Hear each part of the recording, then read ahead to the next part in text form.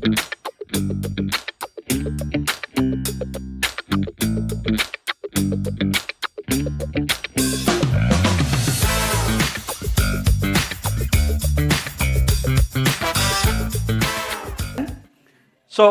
we're still one of the Thanksgiving. Actually, last month uh, was when I received a new full-time position in our unit. I never worked full-time in the hospital, but Kuya Pastor no, Boss Arnel offered me this position, and praise be to God, and I got it. But one thing that I pray for the Lord, if this will affect my ministry, if this will affect my house churches, I said to the Lord, wag na lang, forget about it. And praise be to God, I asked if I could just work days, but it's okay to work a little bit at evening, and I got it. Praise be to God. Amen. So in 10 weeks rotation, I think I have only 3 evenings that I need to work. I mean, you can't get whatever you want, right? But it's okay. And praise be to God for that. So one thing that I received is this position. But this is the thing. I am grateful to the Lord that this change would significantly affect to my schedule. That's actually my biggest Thanksgiving, na hindi siya naapektuhan. It didn't affect my schedule. Okay, so, however, this thing, I thought it's gonna be a burden to me. And every day I was thinking, one thing that I've noticed on this position, I often feel like I'm doing the same task repeatedly every day. Because now, every day, I'm at work. I never been like that before. Like 7 days, 8 days straight, I'm at work. So kind of like I feel like it's a burden to me now at that moment. So still, at that time, you know what? This kind of routine, brothers and sisters, I'm not sure. It's just that I'm not used a bit of this routine, or it's simply tiring due to the doing of same thing every day and every day. Right? If I ask you today, if you choose to work or not to work, nobody will say, okay, I will work. Because if you have a choice that you don't need to work, you're not going to do it, right? I'd rather stay home if I have money. If I'm rich, I'd rather stay home and not work and following. So, listen to this, brothers and sisters. And praise be to God, this feeling, He removes it. Feeling burden, tiring, right? So still, I praise God for reminding me every day when I pray, especially on the days that I don't want to go to work, God reminds me that this is a blessing. It is a blessing from above. Because 1 million people wants to be on my position. This reminder strengthens me each morning, every time I pray. And praise be to God. Praise be to God. And of course, to the Holy Spirit that teach me and bring me joy and peace, that reminding me that this is a blessing from above. And it's not about the work, brothers and sisters. The Holy Spirit reminded me that it's not about the work. I place you there for a certain purpose. Not just for money, but for His purpose. Amen? So, what about you, church? How do you view your work or your job right now?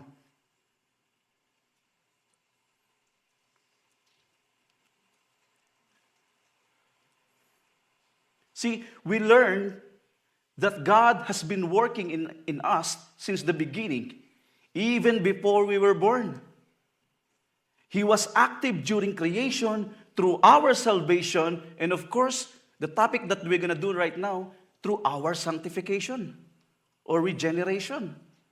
He never stops working, brothers and sisters. He's always busy orchestrating people's lives. Even during Jesus' time here on earth, you know He is workaholic. Right? You know what? He never stopped working when He was here on earth. He was everywhere, discipling, healing the sick, casting out demons, feeding up 5,000 people, feeding again 20,000 people. And most importantly, you know how he works on the time of crucifixion. And of course, resurrection. And now, brothers and sisters, this is the thing. And now he continues to work in us. He never stops. Right? And this sermon will answer some question. Like, how does God works in our lives? Why does he work in my life? Until when will he work in me? We are in the new series, brothers and sisters, seven realities for experiencing God. Of course, how to know and do the will of God by Henry and Richard Blackaby. Right? So we are now in the reality 1, God's work. Right? Week 2, the ongoing work of salvation, Philippians chapter 2, verse 12 to 13. Actually, in your book, it says day 2. Okay? So, and I will give you 4 points for this. Let us pray. Father, as we come to you today, we thank you. We glorify your name, O Lord. Just like the song says, O Lord, you are holy. You are holy. And the angels cry, O Lord, because the holiness that in you, O Lord, that manifests in you, O Lord, you are so bright in heaven, O Lord. Although we are sinner, O Lord, although we are a sinner, you came here on earth to save us. Lord, this kind of grace that we're having right now, enjoying it, the joy, the peace that you give into us, your kindness, O Lord, to us is overflowing, O Lord. Truly, Lord, you are the God who never stops working, O Lord, especially to the life of each and every one of us. Lord, in miraculous way, you show us that how much you want us to have a relationship with you. And we pray, O Lord, that kind of relationship that you're giving to us, O Lord, will transform us into something that you want us to be, O Lord. Lord, we thank you as we listen to your message, O Lord. Me personally, speak to your people, O Lord. Not my wisdom, but your wisdom will go to these people, O Lord, and transform the heart of each and every people here right now, O Lord. Speak to them, O Lord. I believe, O Lord, you're orchestrating people here right now. That's why they are here right now, so that they can listen on this word, and may your word transform their heart, minds, and soul, O Lord. And accept that you are the God who saves us. You are the God who provides everything, the salvation. In Jesus' name we pray. Amen. Okay, so point number 1 is, God is always working in you. Following? So, sabi dito, tell here in John 5 verse 17 says, in his defense, Jesus said to them, my Father is always at his work to this very day, and I too, I am working. Okay? So what's my point here? God is always working in your life. Listen to this. Listen to this. But he won't force you to grow. He won't force you to grow. Listen to this. You must choose to grow. You must choose to follow him. Amen? So, in Philippians chapter 2, verse 13 says, for it is God who works in you to will and to act in order to fulfill his good purpose. Okay? So this means that God constantly shaping you, constantly teaching you, constantly helping you to become more like Christ. Following? But, again, he doesn't make you change. This is the catch. You must listen, you must trust, you must obey him so that you will grow. Follow it? So, listen to this. I'll give you a practical example. For example, think about a coach, a training athlete. Okay? Oh, all of us here play in basketball or something like Reese. She has a coach. Buboy has a coach. A good coach, brothers and sisters, a good coach provides the best advice, the best training, the best encouragement. Listen to this. But the athlete or the player must listen. The athlete must practice and put into the effort so that he will improve. Following? Like, if you have this good plan for you to grow, and then you don't practice, what's the point? If your coach will teach you how to dribble, and then you choose not to go for a practice, what's the point of having a good plan, a good training, and of course, a good encouragement from the coach? If you don't listen, if you don't participate. Following? See, if the athlete ignores the coach, they won't grow.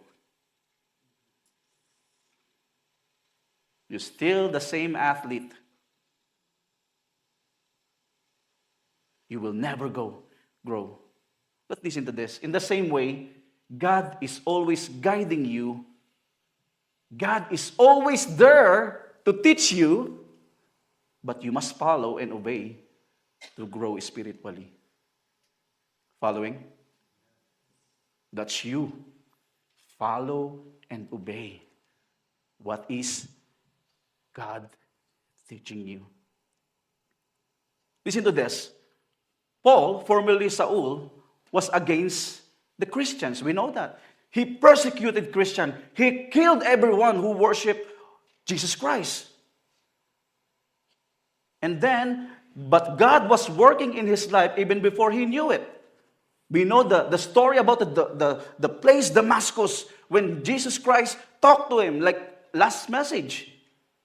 Why are you persecuting me? Who are you? Lord, I am Jesus Christ. Now he listened. When Paul finally listened and obeyed what he did, God transformed him into one of the most powerful Christian leaders in history. And we all know he is the apostle for the Gentiles. From being Saul, who killed the Christian, now he is the one who's teaching the good news too. And of course, giving encouragement to the Christian. So how does God works in us? Here are some ways that actually God have many ways to teach you, right? To work in you. But this is only some of the ways. Sabi dito, through the Holy Spirit.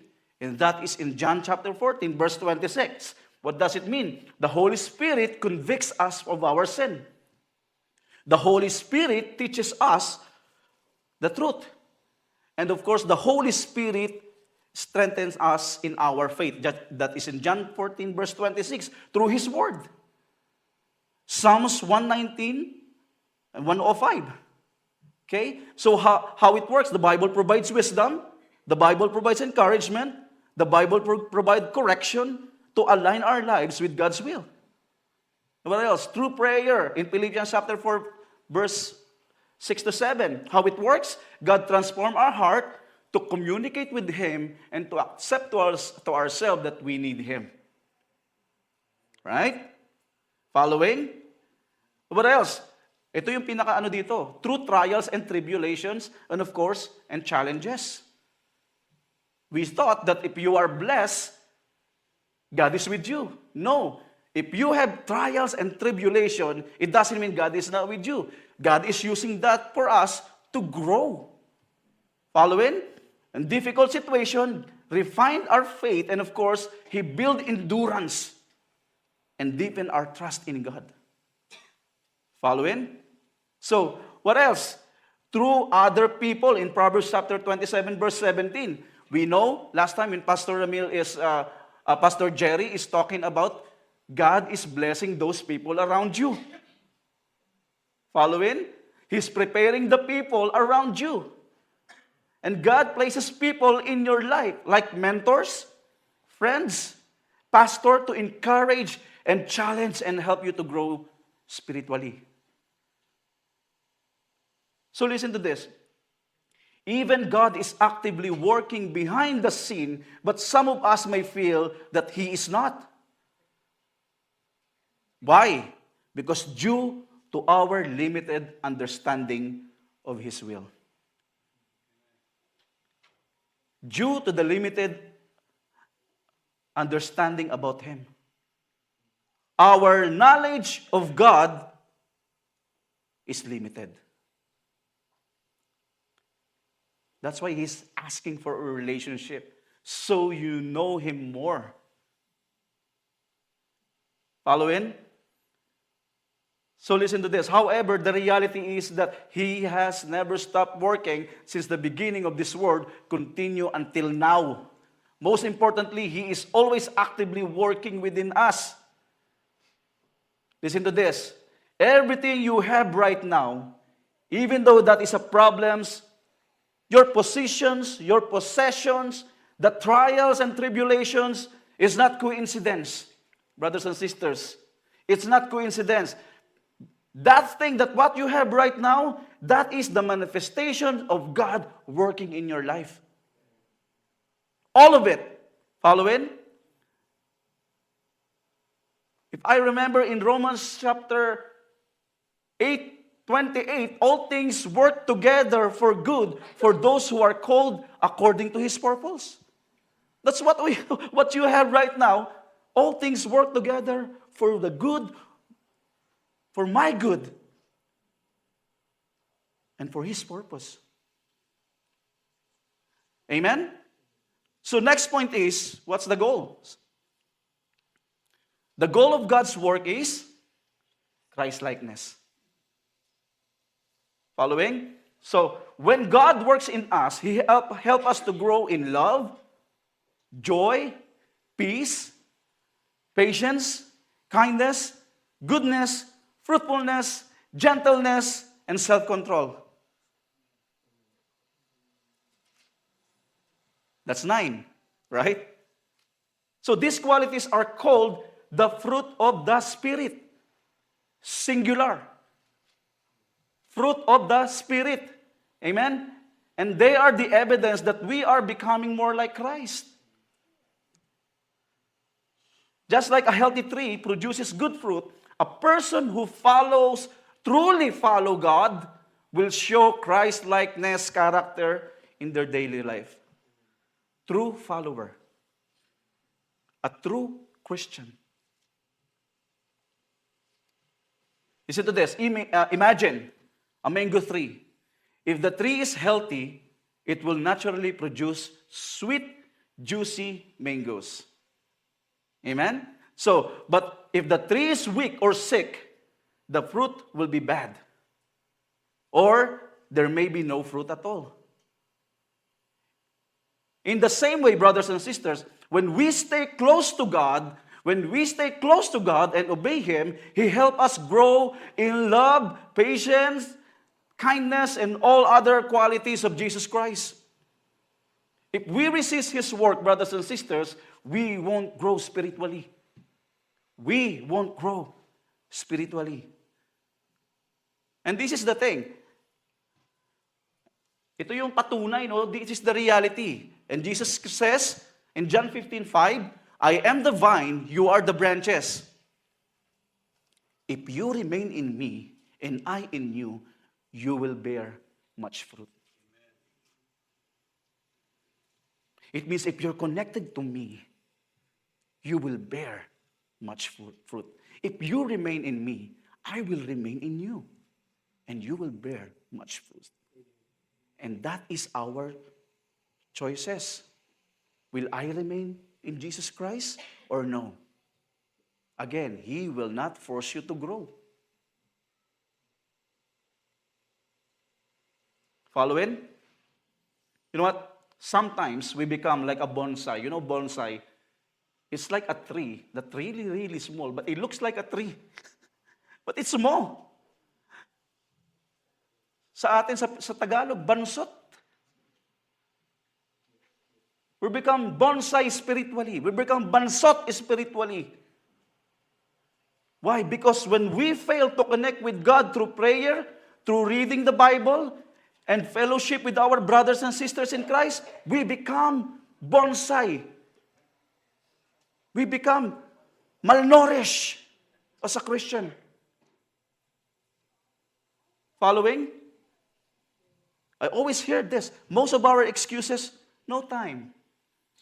Busy. Malamig. You know what? That's not the problem. You know what the problem is? Your obedience to God. I, myself, my obedience to God too. Because sometimes, you know what? I feel like I want to stay home and watch Golden State. Especially Jimmy Butler is on Golden State right now. Right? But this is the thing. Our obedience is the problem. Right? Kasi, you know what? Even it's cold. If it is a birthday party, I can see you in birthday party. Following? Our obedience is the problem. And this is the thing. Perhaps we don't desire to be like Christ. Instead, we want to imitate or copy someone else. We might aim to be like celebrity. Right? TikTokers dyan. You might want to imitate our boss. My boss is so good. He's making good money. I want to be like my boss. Or anyone we consider worthy of imitation. Practically in here in church, this could mean that we wanting to be like my pastors, my worship leader, like Bro Butchoy. He's a good singer. I want to be like Butchoy too. When he can rock and roll worship, I want to be like Butchoy. Or someone like a kind, mellow, helpful person as Pastor Jerry. I want to be like him. Or the best speaker who speak English fluently. And sometimes, most of them, I don't understand it. Because he is so good in English, like Pastor Ramil Ayuno. But listen to this, brothers and sisters. If you claim that Jesus is your master, we are called to be like Christ and not anyone else. Following? As Henry Blackaby says in his quotes, the standard for your life should not be other Christians, but Christ himself. Amen? We imitate Christ, not no one else. Following? Listen to this. If you can see, when we go back in Galatians chapter 5, verse 22 to 23, this is the fruit of the Spirit. Why it is singular, not plural. Should be fruits of the Spirit. Napansin nyo? Actually, this is my learn. Yeah, why fruit, not fruits? Right? Listen to this. In Galatians chapter 5, verse 22 to 23. But the fruit of the Spirit is love, joy, peace, forbearance, kindness, goodness, faithfulness, gentleness, and self-control. Against such things, there is no law. It is singular, not plural. Because why? Because Paul is referring to this 9 as a unified whole rather than separate or individuals' qualities, independent virtues, but as one interconnected expression of the Holy Spirit's life. Listen to this. The qualities listed are not meant to be chosen selectively. Okay, I just want to be kind. And then the joy, no. Oh, maybe gentleness, because me, I don't know how to be gentle. Actually, maybe I just choose gentleness and then not being patient. Right? So you don't pick and choose which qualities to have. They all develop together over time. It means that 9 thing will develop over time. Magkakasama po yan. We don't choose one. Following? They are interconnected, growing together as the believer matures in Christ. And who is the perfect model for this? May nakagawa na po ba doon? Somebody did that, all of that perfectly? The perfect model is Christ, who embodied the 9 fruit, not fruits, of the Spirit. Listen to this, brothers and sisters. Slowly, the Holy Spirit is guiding us to become more like Christ, more like Jesus. Little by little, we become unified in the 9 fruit of the Holy Spirit. Little by little, it's like, yung statue na chini-chase. Chip here, chip here, chip here, chip here. Right? You see, brothers and sisters, the fruit is not solely our own effort. The fruit comes from God. Para malinaw, I want you to be clear with this. The fruit of the Holy Spirit is not come from our effort. It comes from God. But we must yield to the Holy Spirit. The more this fruit will manifest in our lives, shaping our sanctification and drawing us closer to God. But listen to this. Some people may ask, what if I never reach to the point of perfecting all of this? Because, for example, tomorrow, God choose to bring you with Him. What if I don't have time to perfect all of this? Why? Because, you know what? The requirements of being in heaven is what? Perfection.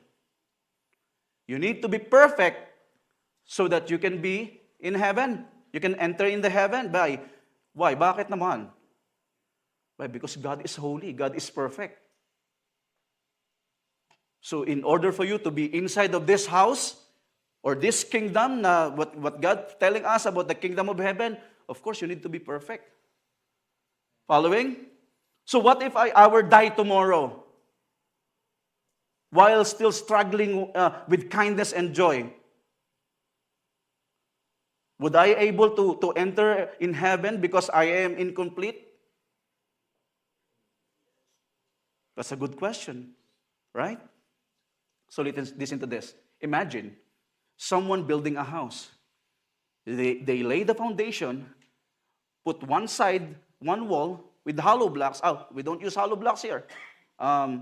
Wood or something, drywall. There's a foundation, and this side, there's a drywall. It's good foundation. And then they leave without the roof. Just the foundation and the wall. It's incomplete. What kind of builder is that? Siguro magre-reklamo na tayo. We will complain. Is that complete? Unfinished house, brothers and sisters. Listen to this. When we accept Jesus Christ as our Lord and Savior, God establishes a foundation within us. Okay? The foundation, you are justified.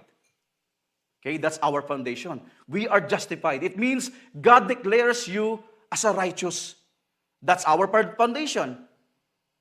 God declares you that you are saved and justified. And of course, following justification, God begins the process of building us again, right, to become more like Christ, who is perfect. Now, we call this process known as sanctification.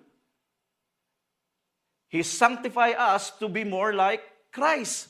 Sanctification or regeneration. Following? Note, justification is one-time event. When God declares you that you are saved, you are saved. One-time event. Following? While sanctification is a lifelong process. Malinaw po? Is it clear? Sanctification is a long life process, but justification, one-time event. Because why? Because if God says you're saved, your penalty is being paid by me, you're good. One time. Amen? So listen to this, brothers and sisters. I want you to listen this carefully. You cannot be sanctified unless you are first justified.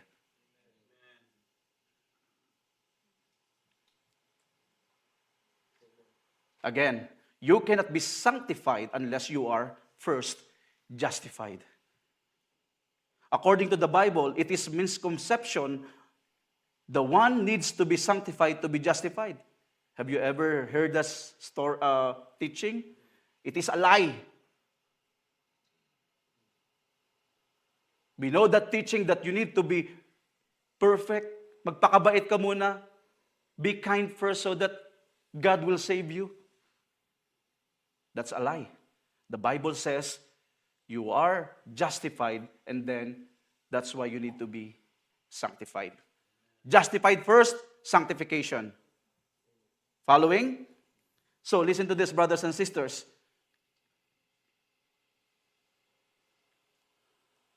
Our justification, again, is based on Christ's finished work on the cross. Tandaan po natin yan. Our justification is not about, I'm going to church, I'm reading my Bible, I'm doing my house church, I'm giving to the poor. No, that's not how you'll be justified. Our justification is about the finished work of Christ on the cross. That is in Romans chapter 4, verse 25. See, God understands that in our human nature, we cannot achieve the perfection on our own. He knows there is another time that we will sin, that we will resist His teaching. Right? And Jesus knows it. It's not really, He knows that you will sin. He knows that you will rebel. He knows that you will resist. But God will never abandon us incompletely. Why? Because He will finish us. He will finish the regenerating and sanctifying process for us. Following? And this is the promise in Philippians chapter 1, verse 6. Being confident of this, listen to this, that He who began a good work in your will carry it on to the completion until the day of Christ Jesus coming. He will complete it. Amen? How about clap praise to the Lord? Even though we are struggling to complete this thing, the promise of our God in His second coming, He will complete it. Following? And this is this. Listen to this. This is what in 1 John 3:2 says, sabi dito, Dear friends, now we are children of God, kayo ay mga anak na ng Panginoon, and what we will be has not yet been made known. But we know that when Christ appears, and the second coming, sabi dito, we shall be like Him. Amen? So, when Jesus Christ comes back here, He will make me perfect. He will make me perfect so that I can enter into the house of God. Right? And that promise will happen. Remember the promise of Jesus Christ that He will complete His work in you to bring you in perfection like Jesus Christ. Our perfect state will happen at the second coming of Jesus Christ. Listen to this. We will never be perfect to be Christ-like here on earth. But God will make us perfect, which is what we call it the glorification. Amen? Justification, sanctification, glorification. Amen? How about love? Praise to the Lord. So, next point is, being born again for sanctification. What does it mean? Yield and obey God's work in you. Following? So, why do we need to be born again? This is a lot of debate about born again. I thought it was a membership at that time. When you are born again, like alive, alive, alive, alive forevermore. And nobody wants to be like that because they think they are crazy. And I'm one of them. I thought they were crazy. I don't want to be born again. Actually, we call them born again.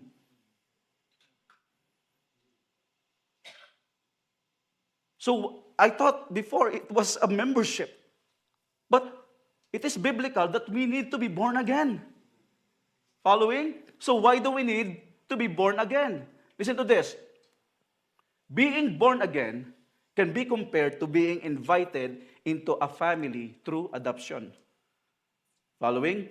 When you were born again, the Holy Spirit acts like a guardian who confirms your new status from being enemy of God to a family member of God. Following? Listen to this. In Romans chapter 8, verse 15 to 16, the Spirit you receive does not make you slaves, so that you live in fear again. Rather, the Spirit you receive brought about your adoption to sonship. Following? And by Him we cry, Abba, Father. Now we can cry now to the Father, Abba, Father. Why? Because we have relationship now. We are child of God. Before that, we don't have relationship with God. We didn't accept Jesus Christ as our Lord and Savior. You can't say that because we are separated from Him because of our sin. But because of the Holy Spirit in you right now, this one will say, and by Him we cry, Abba, Father. The Spirit Himself testifies our spirit that we are God's children. So did it answer your question right now? That why do we need to be born again? Because we need the Holy Spirit in us. So that we become child of God. Following? So, the Spirit testifies that you are accepted and can enter into the God's kingdom.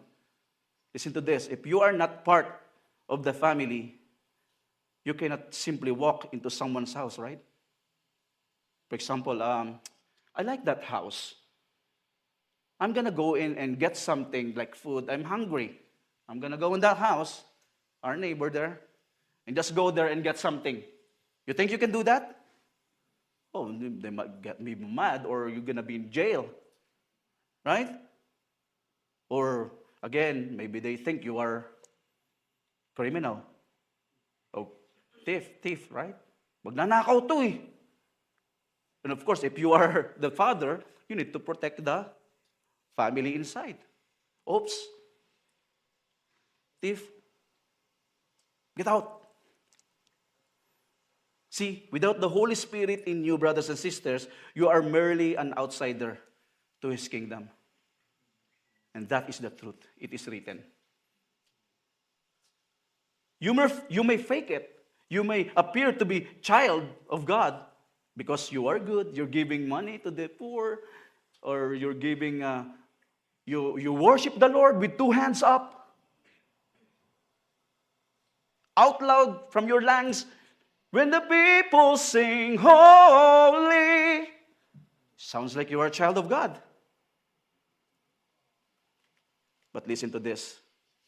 But without the Holy Spirit, you cannot be child of God. It is written. It is written. If you may ask, how can I receive the Holy Spirit? The Holy Spirit, brothers and sisters, is a gift. It means that we don't deserve it. By God's grace, He gave it anyways to us. When the people asked Peter, what shall we do? We know that we are sinner. We know that we're not a child of God. What shall we do? Because we want to be a part of God's kingdom. I'm just paraphrasing, reading between lines. Right? Kasi the preaching of Peter at that time, people get like moved. And this is what Peter says. Peter replied, repent and be baptized. Every one of you, in the name of Jesus Christ. Is that the name of the church? In the name of Jesus Christ. In the name of Jesus Christ, for the forgiveness of your sin, and you will receive the gift of the Holy Spirit. Amen? And that's the thing. We need to do something. How can I receive this? Because God will not just give it to you. You need to cooperate. You need to participate. You need to choose. And it is written, repent and be baptized for the forgiveness of your sins. What is the promise? You will receive the gift of the Holy Spirit. Amen? So, to repent means to empty yourself so God can fill you. That's repentance. Following? So God can teach you. Empty yourself, now God will fill you up. He will teach you, guide you about His kingdom. Now, what is baptism? Baptism involves being immersed. Being immersed into the water, and publicly declaring that you are in the side of Jesus Christ. Following, publicly declaring that you are dying to your old self, dying to being me. And when you raise up, you will be becoming a new person in Christ. Is it clear? That's how baptism works. This process requires that something within you must die. For you to be born again, essentially, your old self need to die. You see, consider this. Listen to this. Would you teach and guide children you aren't related to?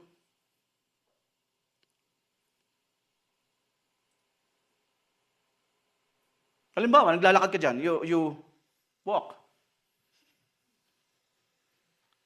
Oh, this is a beautiful kid. Let's go. I'll teach you how to become a zealous.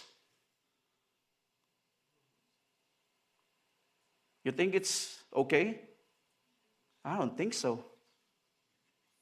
You're gonna be in jail. Mapagkamalan ka pang pedophile. Right? So, listen to this. Would you allow an unknown person to enter into your home? Like, okay, everybody's welcome, coming here. Of course not.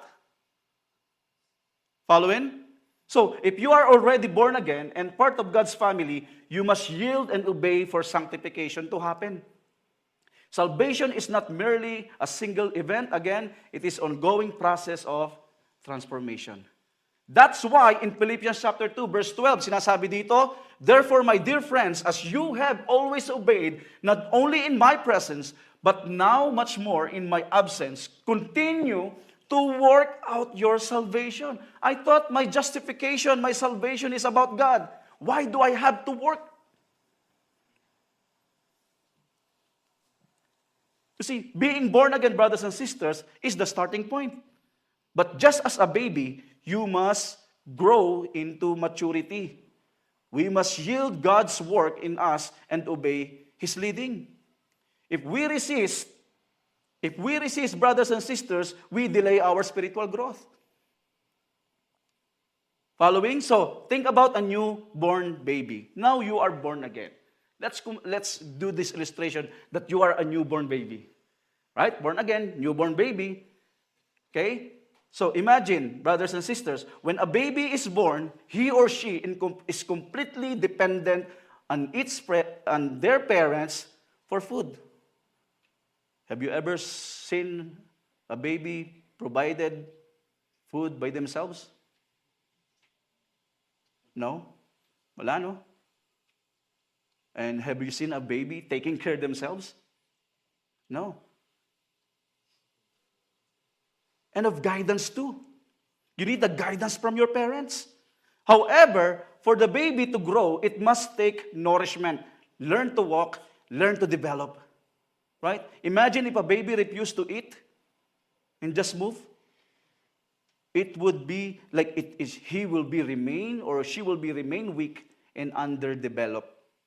Following? Likewise, as a born again, as a believers, we must yield to God's nourishment. What is God's nourishment? Our food is His Word.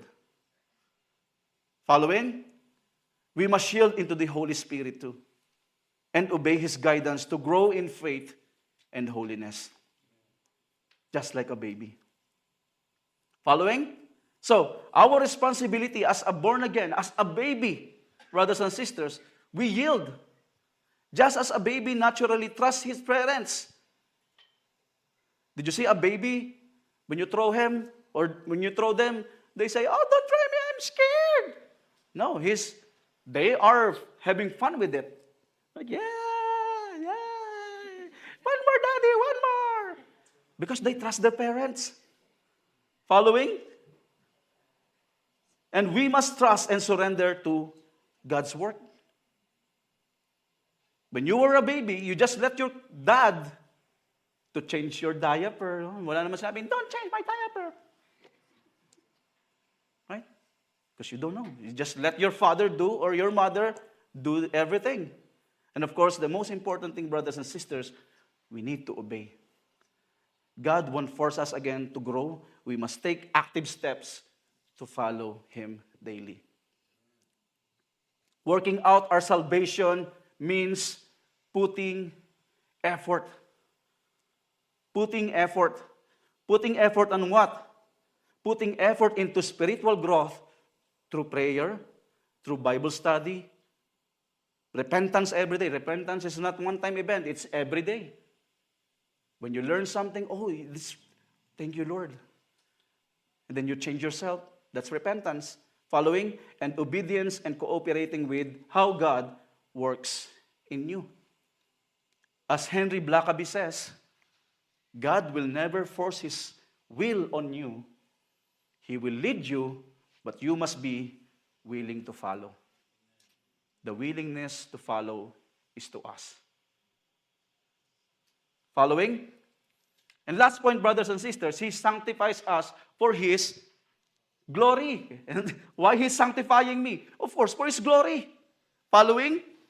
So sabi dito, what's my point? The ultimate purpose of our sanctification is for God's glory. Following? The ongoing work of salvation and sanctification is not just for our benefit, but to glorify God. As we became more like Christ, we are fulfilling His purpose and bringing honor to His name. The process is ultimately about what? Reflecting God's holiness in the world. But we must respond to God's work in us by yielding our lives for His glory, not our own. We need to yield that I'm doing this sanctification, decide to yourself, so that my Father will be glorified. I want to be kind. I want to be patient. I want to have joy. I want to have peace in myself so that the people may see that I am child of God. So that His name will be glorified. Following? So listen to this, brothers and sisters. This process ultimately about reflecting God's holiness in the world. We must respond, like I said, God's work in us by yielding our lives for His glory, not our own. In Greek word, the word for sanctification says hagiasmos. It means to set apart for what? For a sacred purpose. Set apart for a sacred purpose.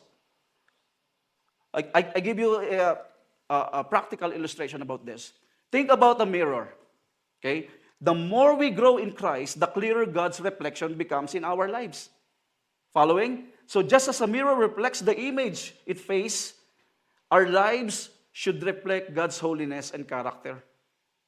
But the mirror must position correctly for the reflection to be clear. Amen? So, like Henry Blackaby says, God's work in you will bring glory to Him, and His glory will be reflected in you and through you. Amen? So, listen to this. I have a question. When people look at you, can they see Christ reflected in you?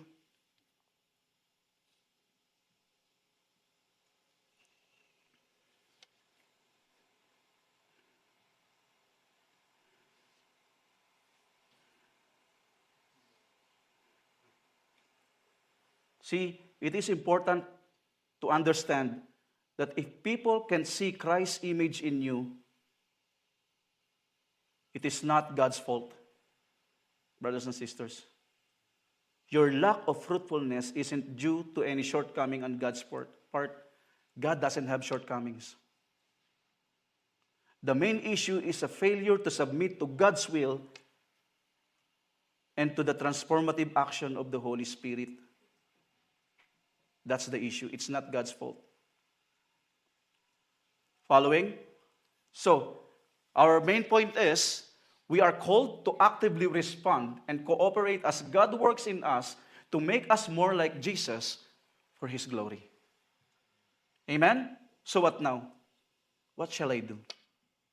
Brothers and sisters, acknowledge God's continual work in your life. Again, He never stops working in you to build a relationship with you and to transform you. Acknowledge that. He never stops. And of course, surrender to God's will and cooperate with the Holy Spirit to be transformed into image of Christ so that people may know Him through you. Following? Look forward to the promise of Jesus that He will complete His work in you at His second coming. Para wag na tayong mag-alala, save ba ako? Hindi. Save ba ako? Hindi. Once you declare Jesus Christ as your Lord and Savior, the Bible is saying that He will complete you. Don't worry about it. Following? And of course, receive the gift of the Holy Spirit. To those people who doesn't have received Jesus Christ as the Lord and Savior in baptism, receive the gift of the Holy Spirit by repenting and being baptized so that you may be born again. Amen and amen. God bless us all.